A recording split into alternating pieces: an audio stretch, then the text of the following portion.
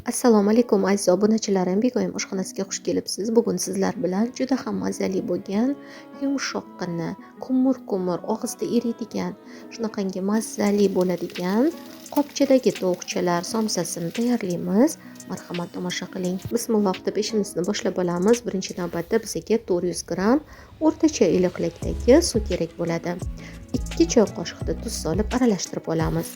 Nomakopli suv ustidan elangan taxminan 4 stakanda un solib olinadi. Agar un yetmasa, albatta yana un solib xamir qorib olamiz.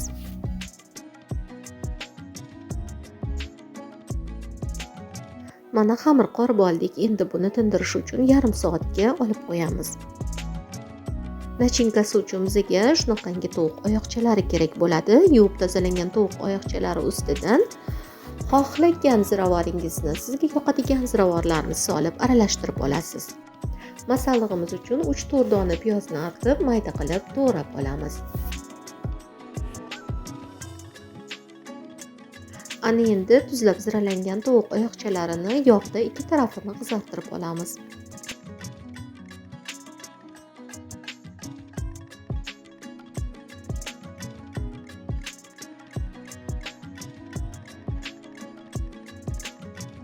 Xamirimiz tinib oldi. Endi buni yupqa qilib yoyib olamiz.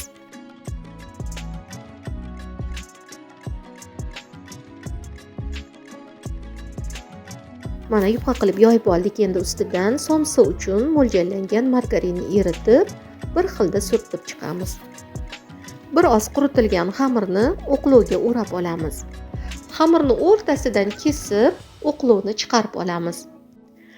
Xamir lentasidan endi 4 barmoq o'lchab yana kesib olinadi. Bir oz xolodilnikda qotirib olsangiz, yoyish uchun oson xamir bo'ladi. Endi har bir kesimni kattaroq qilib yoyib olamiz. Xuddi ekran orqali ko'rganingizdek, piyozni qo'yib, ustidan tovuq oyoqchalarini qo'yib, xuddi qopga o'xshab og'zini bo'g'ib olasiz.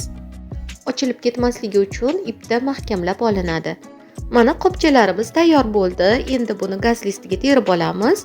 Ustidan tuxum sarig'ini surtib, kunjut sepib, 160 gradusga gaz pechiga pishirish uchun taxminan 40 daqiqaga qo'yib olamiz. Orada somsalardan xabar olamiz. Hamma yoqqa hidlari tarqab, shunaqangi chirsillab pishib turibdi. Yana ozgina kutib qizartirib olamiz. Mana somsalarimiz tayyor bo'ldi.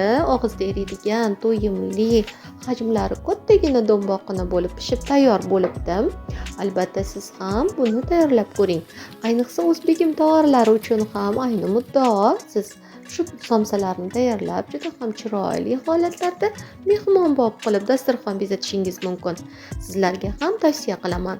Kelasi videolargacha sizlar bilan yana g'oyibona diydor qadar xayrlashib qolaman. Xayr, omon bo'ling.